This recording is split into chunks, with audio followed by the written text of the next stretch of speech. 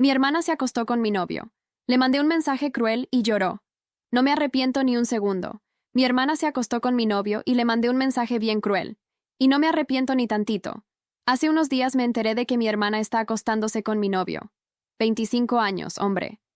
Llevábamos 3 años juntos. Y esto ya venía pasando desde hace por lo menos un año, quizá más. Siempre tuvieron una relación cercana. Pero claro, yo pensaba que era algo inocente. A mí no me gustan los videojuegos, pero a mi hermana le encantan. Así que vivían mandándose mensajes y yo creía que era sobre juegos que ambos disfrutaban. Hasta que descubrí que en realidad se escribían sobre sus encuentros a escondidas mientras yo trabajaba y estudiaba en la universidad. Encontré fotos, videos y un montón de cosas asquerosas en las conversaciones entre mi ex y mi hermana. Mi hermanita patética parecía disfrutar preguntándole una y otra vez si ella era más bonita o más inteligente que yo. Incluso llegó a compararnos, allá abajo. O sea, las dos somos mujeres guapas. En realidad, ella es más delgada y tiene una carita más delicada que la mía. Y aunque es introvertida, tiene su grupito de amigas. Así que ni siquiera entiendo de dónde salió tanto veneno contra mí.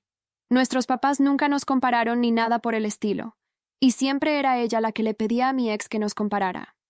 Lo primero que hice fue tirar todas las cosas de mi ex del depa. Le grité hasta cansarme y me quedé con la PC gamer que le regalé de Navidad. No le hablé a mi hermana por más de una semana, y ella ni tuvo los ovarios de buscarme. Hasta ayer, que me mandó un mensaje tratando de justificarse, diciendo que fue un error. Ay, sí, claro, un error que duró más de un año, y todavía tuvo el descaro de decir que debería perdonarla porque somos hermanas y bla, bla, bla. Por un segundo pensé, ¿debería ser la persona madura y no dejar que el rencor hable más fuerte? Pero luego recordé que nunca fui así. Agarré el celular y le escribí un mensaje larguísimo a mi hermana, que me encantaría pegar aquí completo, pero seguro rompería un par de reglas porque la destrocé por todos lados. Y también escribí cosas muy personales. Le dije lo fracasada que es y cómo siempre me ha tenido envidia, que por eso necesitaba sentir, aunque fuera por un segundo, lo que es ser yo en su vida miserable. Me mandó un audio llorando, diciendo que está en un momento mental muy frágil, pero que aún sigue con él y que no debería empeorar las cosas. Dijo que se arrepiente. Yo solo reaccioné con un emoji de risa y ni terminé de escuchar el audio. ¿Fue bajo echarle en cara todos sus defectos? Sí. Pero más bajo es traicionar a tu propia hermana y pensar que vas a ser perdonada solo porque comparten sangre. Sinceramente, me sentí increíble después de mandarle ese mensaje. Fue terapéutico soltar todo y ponerle punto final. Y por cierto, nunca usé esa PC para jugar. Pero ahora ando viendo unos tutoriales en YouTube para descargar The Sims. Yo estuve para mi hermana en todos los momentos de su vida. Literalmente me peleé por ella cuando sufría bullying en la escuela. La ayudé 1000 veces a hacer amistades. La acompañaba en todo lo que quería. Es una traición que duele de verdad y que jamás voy a perdonar. Jamás. Lo que más me duele ni siquiera es que se haya acostado con alguien que yo amaba, sino todas las cosas que leí en sus conversaciones. Ver cómo se divertía escuchando a él compararme con ella, o cómo le preguntaba cosas íntimas sobre nuestra relación solo para reírse. Para mí ella está muerta. Y mis papás ya lo saben. No me importa si eso me hace ver como una mala persona, igual que ellos. Esto no tiene perdón, y ni siquiera me siento mal por cómo reaccioné. Y para los que tienen curiosidad, aquí va la mitad del mensaje que le mandé. Era larguísimo, así que quité las partes más pesadas y los insultos más personales. Perdón si suena raro. Hice lo mejor que pude para traducir todo esto y tuve que cortar muchas partes. No estoy interesada en escuchar ninguna de tus excusas. Te creí cuando pasó aquel rollo con tus amigas, porque de verdad confiaba en que tú nunca me harías algo así. Pero ahora entiendo por qué todo el mundo se aleja de ti. Y la verdad, te lo mereces. Lo que me hiciste es horrible, y tú lo sabes. Pero no te importó, porque pasaste un año entero haciéndolo a mis espaldas, sin un gramo de vergüenza. Y ahora que lo descubrí, pasaste días sin hablarme porque eres una cobarde. Y todavía tienes la cara dura de fingir que te importa. Solo me estás buscando porque papá seguro dejó de hablar contigo, y ya te estás quedando sin plata. Así que ahora quieres arreglar todo para que vuelva a darte dinero. Siempre fuiste una tonta, pero ser la segunda mujer de mi novio, ¿qué tan poco amor propio se puede tener? Somos hermanas. De verdad no entiendo qué pasa por tu cabeza. Leí todos los mensajes entre ustedes, y hasta nuestros cuerpos comparaste. Sabes perfectamente que nunca hice nada para merecer esto, y te amaba. Pero al final, todo te salió de maravilla, ¿no? Porque ahora él está contigo. Así que disfrútalo mientras dure ese amor de ustedes, porque nada se va a acabar, y vas a volver al hoyo del que saliste. Solo que esta vez, yo no voy a estar ahí para consolarte como siempre lo hice. Quédate con él. No me interesa lo más mínimo pelear por un idiota que, seguro, también te va a dejar. Pero déjame dejarlo bien claro. No vas a volver a saber nada de mí. Esto muere acá. Ya no somos hermanas. Si te veo en la calle, me voy a cruzar a la otra acera. Y ya está. Esa fue básicamente la idea del mensaje que le mandé. Gracias por dejarme desahogar aquí. Jamás imaginé que el infierno empezaría con una notificación en mi móvil. Estaba en el sofá de mi piso en Salamanca, agotada después de un turno doble en el restaurante donde trabajo, cuando vi el mensaje. Una amiga me decía que necesitaba hablar urgentemente. Pensé que era algo del trabajo o alguna tontería, pero cuando me mandó las capturas, sentí como si me arrancaran el alma.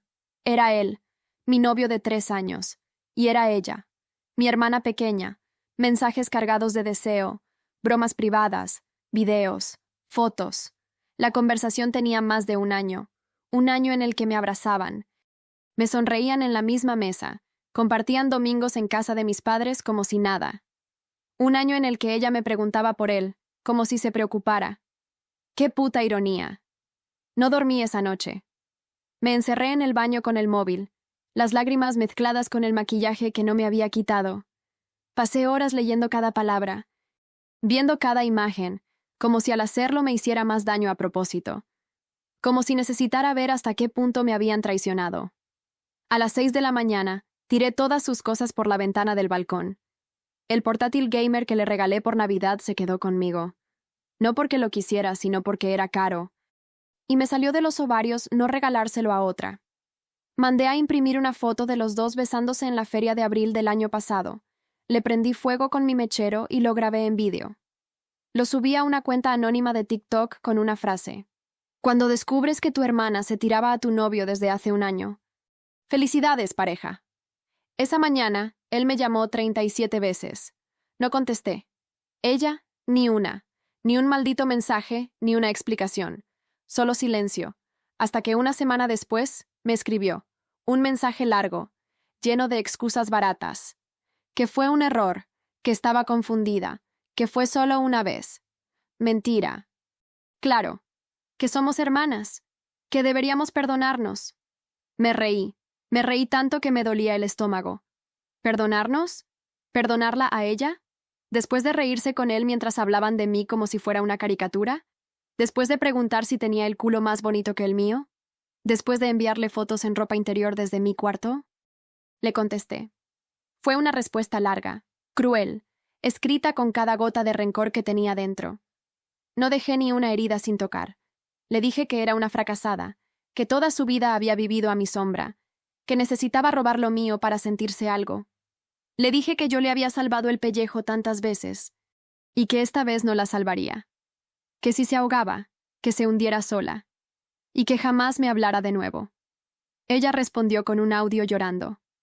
No lo terminé de escuchar. Solo le reaccioné con un emoji de risa. Pensé que con eso me sentiría mejor.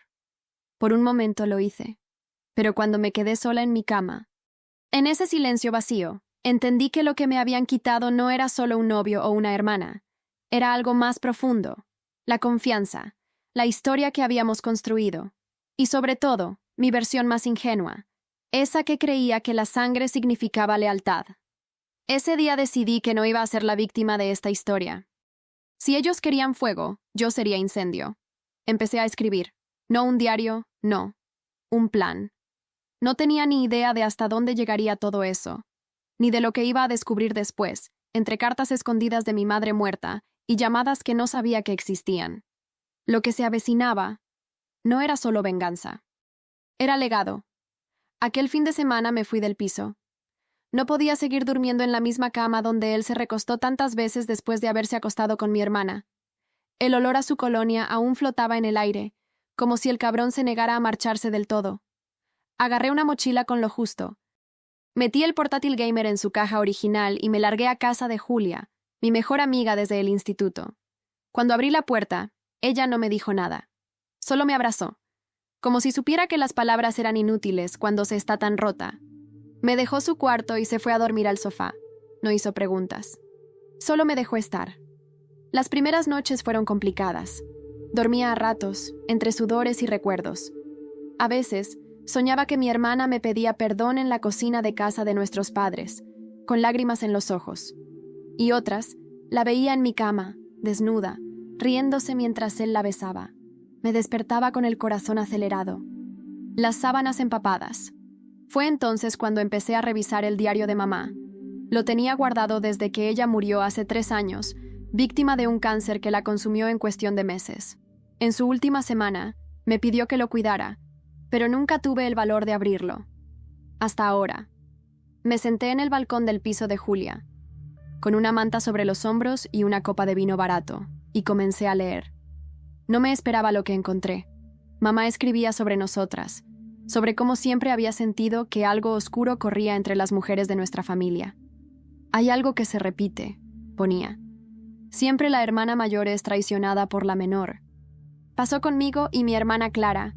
Pasó con mi madre antes de mí, y tengo miedo de que pase con mis hijas. Tuve que releerlo 3 veces.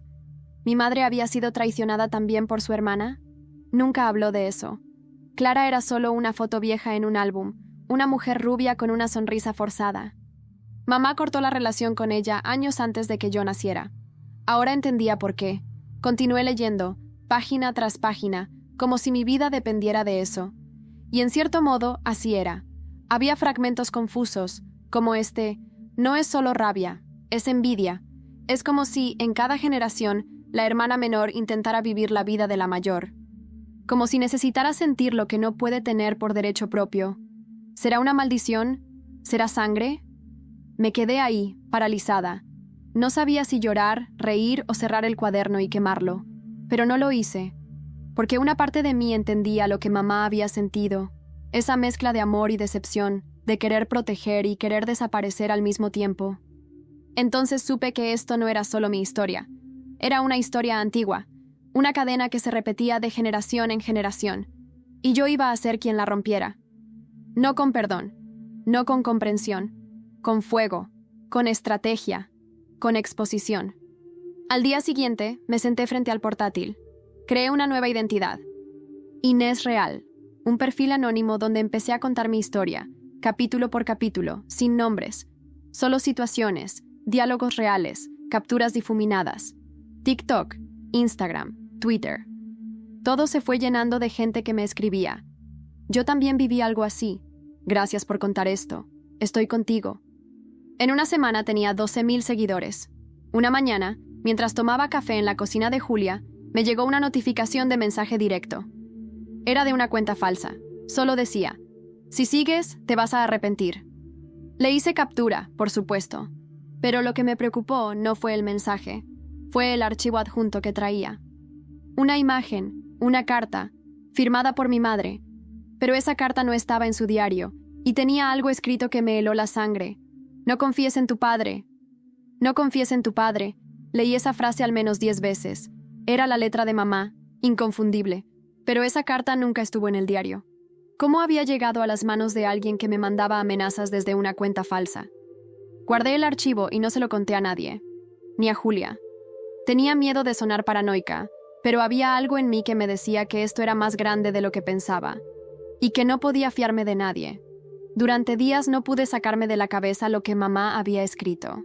Pensé en papá, el hombre que me enseñó a andar en bici en la calle de casa. El que me llevaba a los partidos del Salamanca CF los domingos, aunque odiara el fútbol. El que se desvivió por nosotras después de la muerte de mamá. ¿Qué podía haber hecho? Decidí buscar más.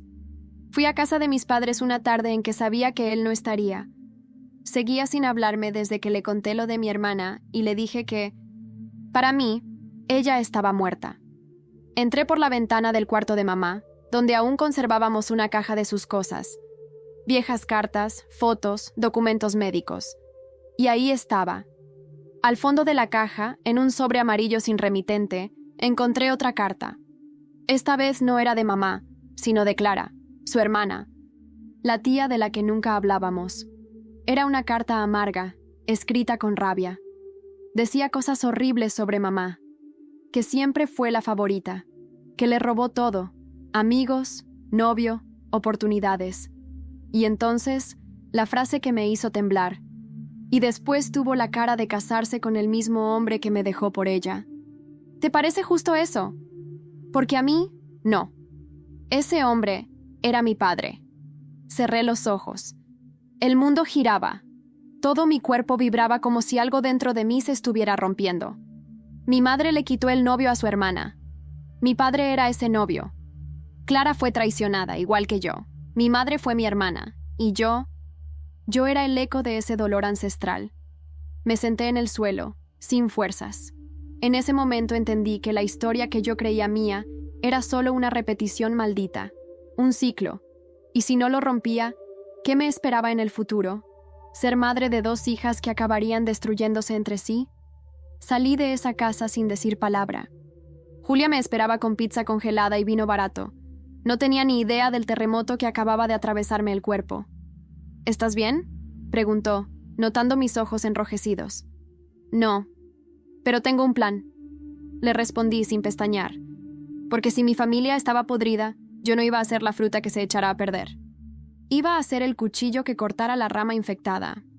Esa noche lancé la tercera parte de mi historia en redes. El video alcanzó 30,000 vistas en 1 hora. En él hablaba de cómo a veces la traición no viene de fuera, sino de la misma sangre. Cómo los secretos familiares pueden arrastrarte al abismo si no los enfrentas. El video terminó con una frase que se volvió viral. Mi hermana me traicionó, pero mi madre también lo hizo antes. ¿Quién más ha vivido así? Los comentarios estallaron. Historias similares. Mujeres rotas. Hermanas que dejaron de hablarse. Secretos que nadie se atrevía a nombrar. Sentí que estaba creando algo más grande que una simple venganza. Estaba abriendo heridas para que empezaran a cicatrizar, pero también estaba señalando a los culpables, uno por uno. Y entonces, a las 3 de la madrugada, sonó el timbre del piso de Julia. 3 veces. Ella se levantó asustada. Miramos por la mirilla. Nadie. Pero cuando abrimos la puerta, había un sobre en el suelo. Lo recogí con manos temblorosas. Dentro había una sola foto. Una imagen de mi hermana, en una cafetería. No estaba sola. Estaba con mi padre, sonriendo. Al principio pensé que era una broma de mal gusto, una manipulación más para hacerme dudar de todo. Pero cuanto más miraba la foto, más reconocía cada detalle. La cafetería era El Arenal, a 2 calles del colegio donde estudiábamos de niñas. Mi hermana llevaba puesta la chaqueta que mamá le había regalado en su último cumpleaños. Y mi padre tenía esa misma expresión que ponía cuando se sentía cómodo, como si el mundo no pudiera tocarlo. Sonreían, cómodos, casi íntimos, como si no acabaran de destrozar mi vida. No dormí esa noche. Me senté en la mesa de la cocina con el portátil abierto, repasando una y otra vez todas las fechas, los mensajes, los recuerdos. Y una pregunta me martillaba la cabeza. ¿Desde cuándo están tan unidos? Mi padre nunca fue particularmente cálido con ella. Siempre decía que era una niña difícil, que necesitaba más estructura. En cambio, conmigo era protector. Al menos eso creía, pero ahora todo se tambaleaba. No podía fiarme de nada, y menos aún de mis propios recuerdos. A la mañana siguiente, salí temprano sin decirle a Julia. Me fui directo a casa de mis padres. Mi padre estaba en el jardín, regando las plantas como si el mundo no estuviera ardiendo. «Tenemos que hablar», le solté, sin rodeos. Él se giró, sorprendido de verme allí después de semanas sin hablarnos. «¿Y ahora qué? ¿Has venido a seguir echando leña al fuego? ¿Desde cuándo ves a mi hermana a escondidas?» Él se quedó helado. Puso cara de no entender, pero los ojos no mienten. «No tengo idea de qué estás hablando. No te hagas el idiota. Alguien me dejó esto anoche». Le lancé la foto encima de la mesa del porche. ¿Tienes idea de lo que significa para mí veros juntos, así como si nada hubiera pasado? «Fue solo un café», dijo finalmente. «Ella estaba mal.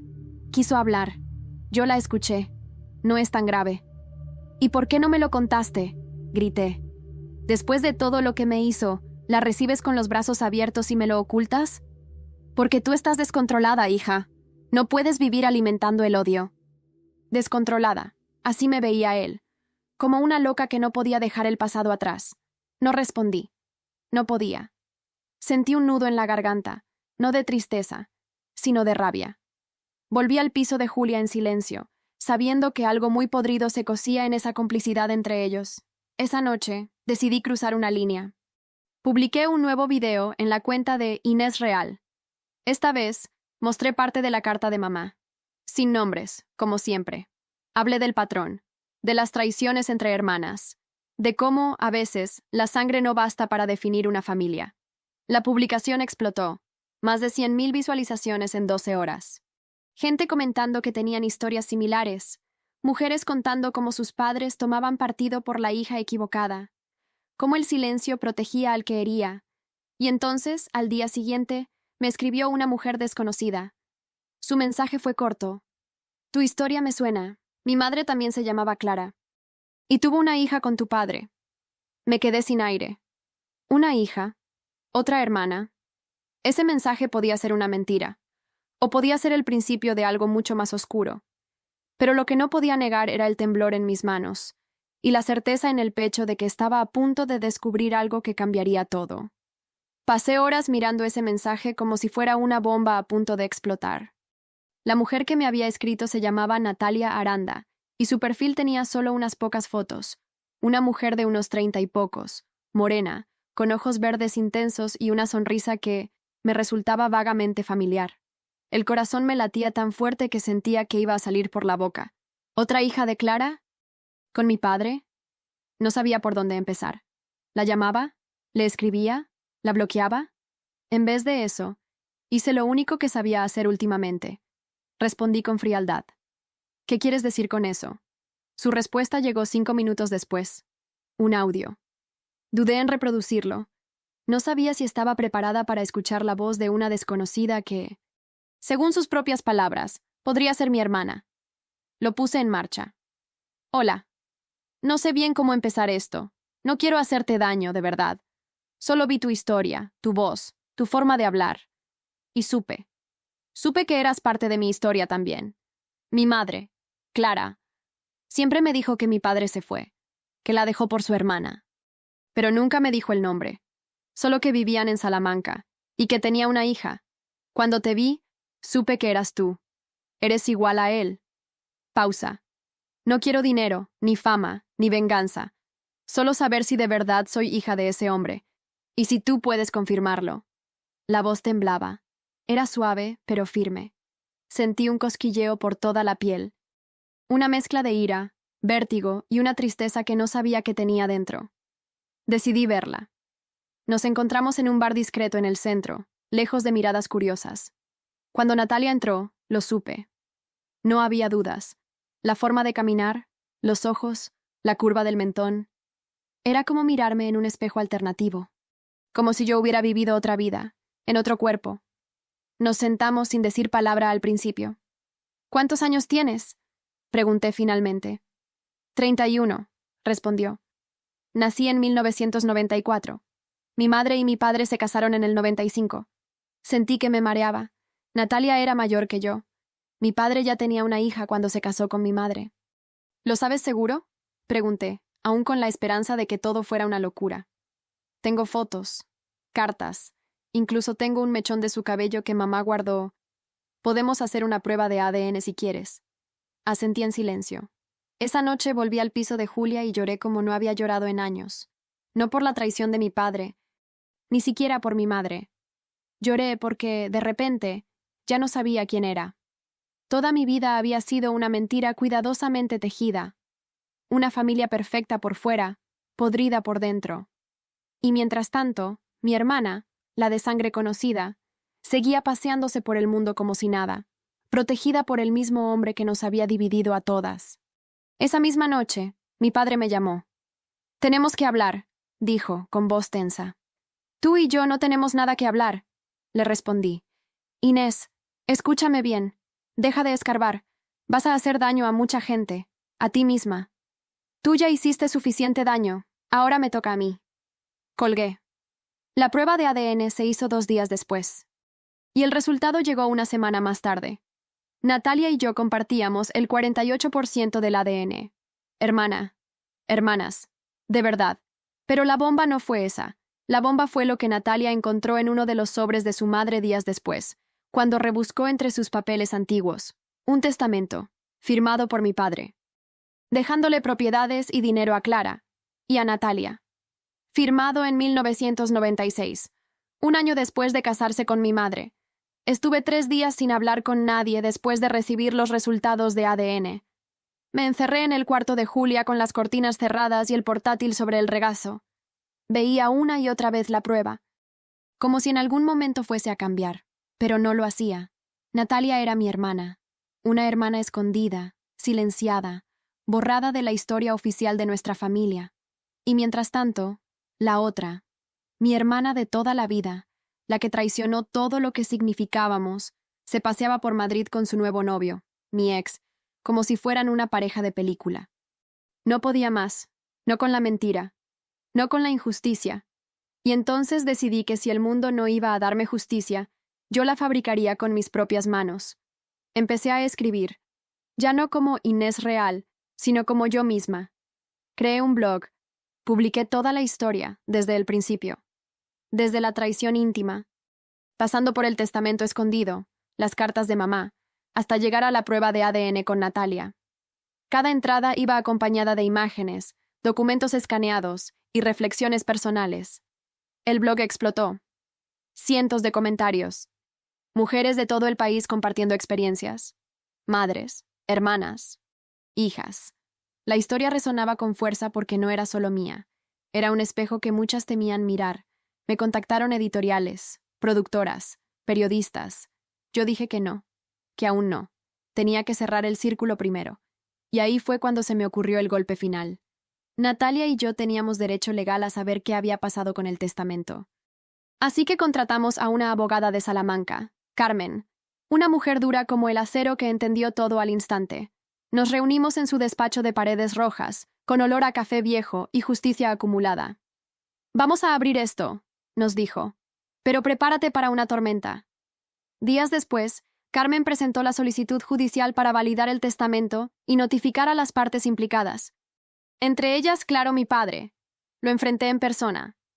«¿Te suena este documento?», le dije, dejándolo sobre su escritorio. Lo leyó, frunció el ceño, y luego sonrió, como si no le afectara en absoluto.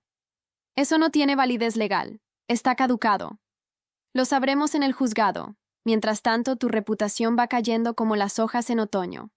¿Ya viste mi blog?». Él no respondió. Pero su silencio fue una confesión.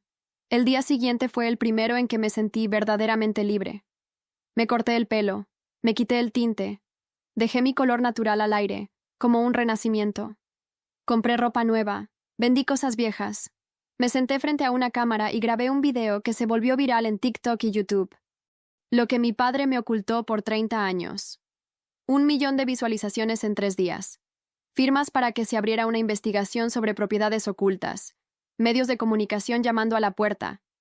Y mientras tanto, mi ex fue despedido de su trabajo. Un seguidor anónimo compartió correos internos que revelaban conductas inapropiadas con varias compañeras. El mismo encanto que usó conmigo lo estaba usando con otras. El karma, al fin, le pasaba factura. Mi hermana empezó a perder amistades. El círculo que había construido a base de mentiras se desmoronaba. Recibí mensajes de sus antiguas amigas pidiéndome disculpas por no haberme creído. Incluso una de ellas me confesó que ella también había estado con él, antes de que todo explotara. Pero la verdadera tormenta aún no había llegado. Una tarde, Natalia me llamó con la voz temblorosa. «Encontré otra carta. No es de mamá, es de tu madre. Pero no me la escribió a mí». «¿A quién entonces?» «A ti». «¿Cómo que a mí?» «Está fechada 2 semanas antes de que muriera. Y habla de todo. De Clara, de tu padre, de una verdad que no te quiso contar en vida». «¿Dónde estás?», pregunté. «En Valladolid. Te la leo cuando vengas». Y allí estaba, una verdad escondida justo antes del final. Pero lo que esa carta decía, iba a cambiarlo todo. Cogí el tren a Valladolid sin pensarlo 2 veces. No desayuné, no dormí. Iba con la garganta cerrada y los puños apretados sobre el regazo. Natalia me esperaba en la estación, con los ojos ojerosos y una carpeta amarilla bajo el brazo. Apenas nos saludamos, solo nos abrazamos. Un segundo, seco, y fuimos directas a su piso. Nos sentamos en la mesa del comedor. Cerró las cortinas. Respiró hondo. La encontré ayer, detrás de una caja de fotos. Ni siquiera estaba escondida, solo olvidada. Me pasó la carta sin abrirla. Quiero que la leas tú, dijo. Temblando, rompí el sobre. La letra de mamá me atravesó como una daga. Querida hija, si estás leyendo esto es porque ya no estoy. Perdóname. No tuve el valor de decírtelo en vida y me duele. Me avergüenza. No puedo cambiar el pasado, pero puedo decirte la verdad. Tragué saliva. Tu padre no fue honesto conmigo. Me prometió que había terminado con Clara cuando empezamos, pero yo ya estaba embarazada cuando me enteré que aún la veía. Pensé en dejarlo, pero tenía miedo, y también vergüenza. Cuando naciste, juro que solo importabas tú. Eras la luz, pero los secretos pesan, y yo cargaba muchos. Sé que tu hermana y tú sois diferentes. Sé que ella buscaba tu lugar. Siempre sentí que algo oscuro se movía entre vosotras. Lo mismo que pasó entre Clara y yo. Lo mismo que mi madre sintió con su hermana. Hay algo que no entiendes aún. No todo lo que viviste fue culpa tuya, ni todo lo que ella hizo fue culpa de su maldad. Hay heridas que se heredan. Tu padre no es el hombre que tú crees. Paré de leer. Mis manos sudaban. Natalia se acercó y me tocó el brazo. Sigue, susurró. Antes de morir, hablé con Clara. Ella me contó cosas que yo no sabía. Que tu padre tuvo otras mujeres. Que nunca dejó de mentirnos. Que incluso llegó a ofrecerle dinero para que abortara cuando supo que estaba embarazada de Natalia. Mis ojos se llenaron de lágrimas. Yo intenté protegerte. Pero no supe cómo. Me equivoqué. Espero que algún día puedas perdonarme por callar. No te estoy pidiendo que perdones a nadie más. Solo que vivas libre. Que no repitas mi historia. Que rompas con esto, hija. No dejes que te apaguen.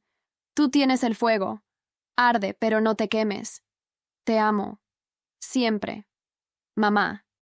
Cuando terminé de leer, no lloré. Me quedé en silencio, en shock. Miré a Natalia. Ella tampoco dijo nada. Nos quedamos así, dos mujeres conectadas por un pasado sucio que no construimos, pero que ahora nos tocaba desenterrar. Lo supe con claridad. Ya no era venganza lo que me movía. Era justicia. Esa misma tarde volví a Salamanca. No podía esperar más. Llamé a Carmen, la abogada. Le conté todo. Y con la carta de mi madre en mano, preparamos una denuncia por falsedad documental y ocultación de patrimonio contra mi padre. Él pensaba que podía enterrarlo todo con tiempo y mentiras. Pero ahora, hasta los huesos estaban saliendo a la luz, y entonces pasó algo que no esperaba. Mi hermana, la traidora, me escribió. Después de meses sin hablar, un mensaje corto, frío, pero directo. Necesito verte. Es urgente. No es por mí, es por él. Está haciendo algo que puede destruirnos a todas. Durante unos segundos, pensé en ignorarla. Dejar su mensaje sin respuesta. Había pasado tanto tiempo desde aquella última conversación, si es que se podía llamar así a una declaración de guerra disfrazada de perdón hipócrita, que no entendía qué derecho tenía de escribirme. Pero algo en ese mensaje me dio escalofríos. No era el tono, ni siquiera la urgencia. Era la frase final. Es por él. Está haciendo algo que puede destruirnos a todas. A todas. No a ella. A todas. Acordamos vernos en un parque en las afueras de Salamanca, donde solíamos ir de niñas con mamá. Ironías del destino. Cuando llegué, ella ya estaba sentada en el banco de piedra, la mirada clavada en el suelo, y una chaqueta enorme que no le quedaba bien. Parecía más pequeña, más frágil, pero no me dejé engañar. «Tienes 5 minutos», le dije sin sentarme. Levantó la cabeza. Tenía los ojos hinchados, no por llorar ahora, sino de haber llorado mucho antes. «Sé que no merezco ni eso», empezó. «Pero escúchame, por favor». No hablé. Solo crucé los brazos. Papá está vendiendo propiedades. A escondidas. Está sacando dinero de cuentas que nadie sabía que existían. Algunas están a su nombre, otras a nombre de sociedades fantasmas. Me lo contó sin querer, en una conversación por teléfono que olvidó colgar. Le oí hablar con alguien. Un hombre. Estaban planificando cómo mover el dinero antes de que algo explote. Me tensé. ¿Y por qué me lo cuentas ahora? ¿Te remordió la conciencia? Ella bajó la cabeza. No lo hago por ti, ni por redimirme. Lo hago porque él está usando mi nombre. Abrió una cuenta en Andorra hace meses. A mi nombre. Yo ni sabía. Me di cuenta cuando llegó una notificación bancaria a casa. Cuando llamé para preguntar, me colgaron. ¿Y qué esperas? ¿Que lo denuncie por ti? Repliqué hiriente. ¿Después de lo que hiciste? Me miró con algo parecido al dolor, pero también con una especie de resignación. No, quiero que lo destruyas, que lo termines, porque si alguien puede hacerlo, eres tú. Y entonces me lo dio.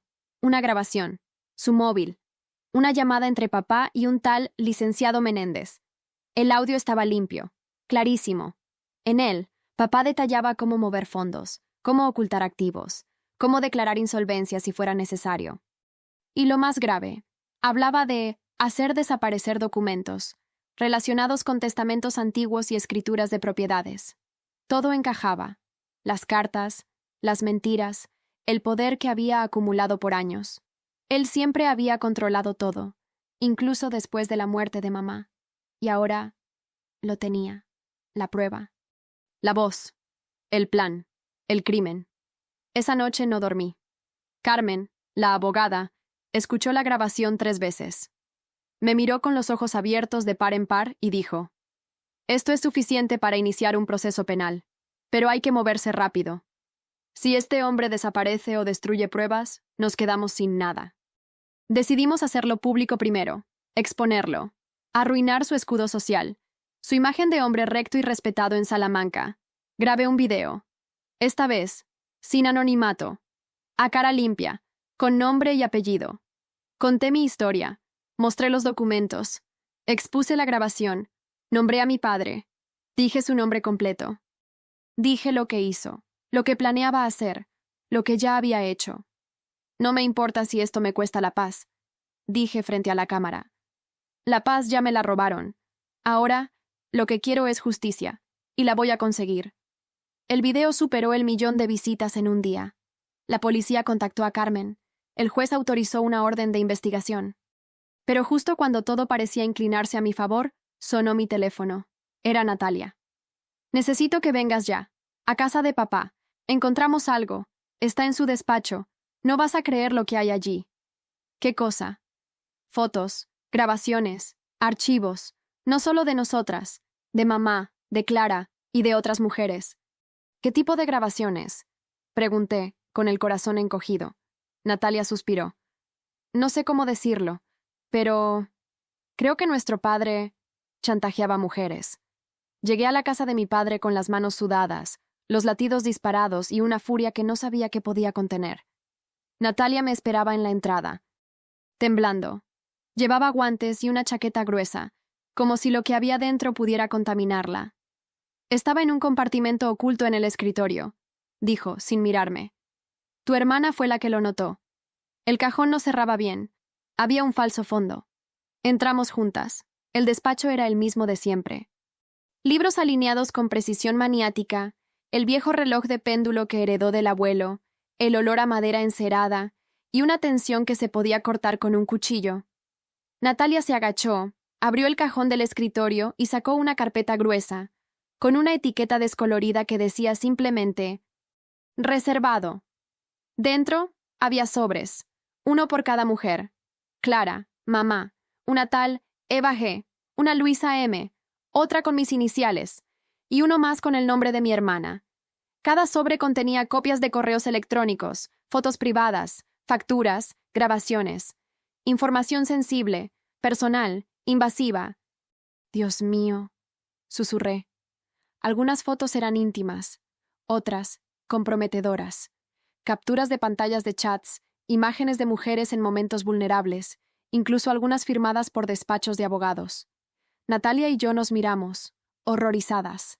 Esto no es solo manipulación, es extorsión, dije, y entonces abrí el sobre con el nombre de mamá. Había cartas, muchas. Algunas que mamá escribió, pero nunca envió. Otras que claramente eran respuestas de él. Las leí con las manos temblorosas. Si decides hablar, te destruiré. Nadie te creerá. Tú eres la inestable. Yo soy el hombre respetado. Recuerda eso. No olvides lo que tienes que perder. Tus hijas, tu familia, todo. Tuve que parar. Natalia me abrazó. Ninguna de las dos decía nada, pero el dolor flotaba en el aire como humo espeso. ¿Crees que esto tuvo que ver con su muerte?, preguntó. No respondí.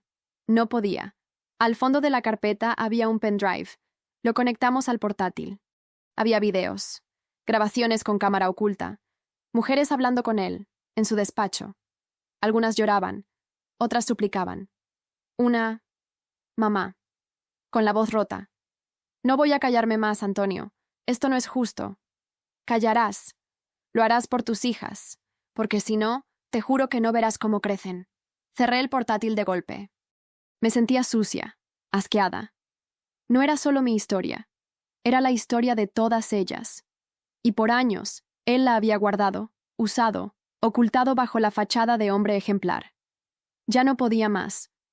Llamamos a Carmen, le contamos todo, le dimos acceso al material, y luego llamamos a la policía. Vinieron esa misma noche. Se llevaron los sobres, los videos, todo. Él no estaba en casa. Y tampoco respondió a las llamadas. Su coche apareció abandonado a las afueras de Zamora 2 días después. Dentro, un sobre con su letra. Fuisteis mi mayor obra, pero ninguna de vosotras entendió el arte que había en controlarlo todo. No me veréis más, no lo permito. Ni cadáver, ni pistas. Nada. La policía lo declaró prófugo. Mi historia se convirtió en caso nacional. Entrevistas, portadas, titulares. Algunas personas me apoyaban, otras me odiaban. Lo importante era que las demás mujeres que él manipuló empezaron a hablar, una tras otra.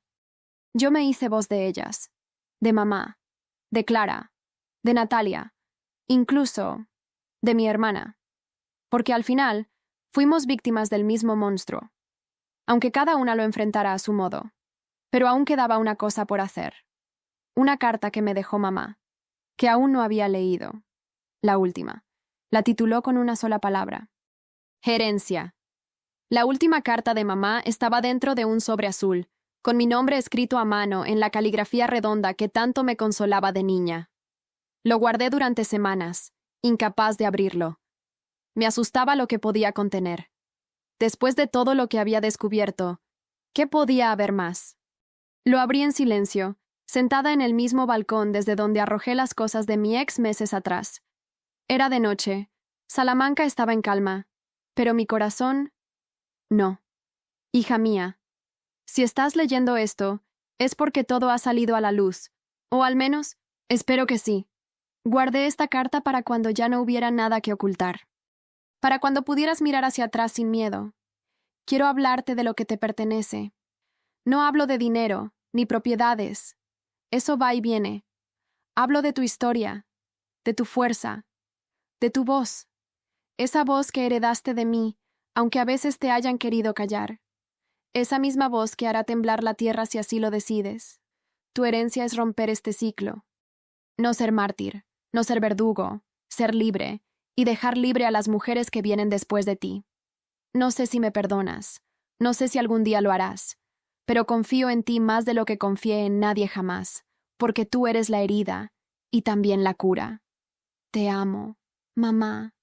Lloré, como una niña, como la mujer que por fin entendía que no todo lo vivido fue una tragedia, que sobrevivir también es una forma de victoria, y entonces supe que había llegado el momento de cerrar. Publiqué el último capítulo del blog, el más honesto, el más humano.